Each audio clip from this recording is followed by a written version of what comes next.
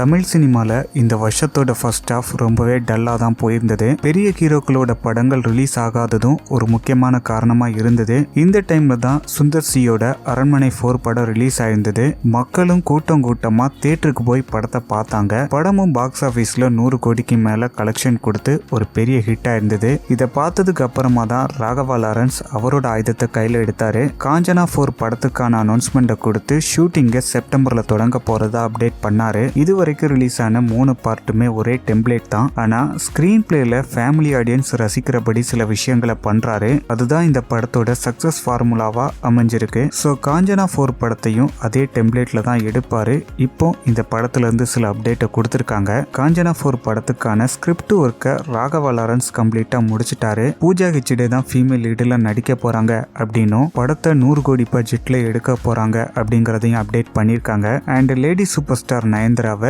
Guest ரோல்ல நடிக்க வைக்கணும் அப்படிங்கிறதுக்காண்டியும் அப்ரோச் பண்ணியிருக்காங்க. இந்த அப்டேட் எல்லாத்தையுமே நியூஸ் மீடியால தான் அப்டேட் பண்ணியிருக்காங்க. கூடிய சீக்கிரம் அஃபிஷியல் அனௌன்ஸ்மெண்ட் கொடுக்க போறாங்க. இந்த படத்தை தவிர மாஸ்டர் ராகவா லாரன்ஸ் பென்ஸ், அதிகாரம், துர்கா, ஹண்டர் அப்படின்னு பல படங்கள்லையும் ஒர்க் பண்ணிட்டு இருக்காரு.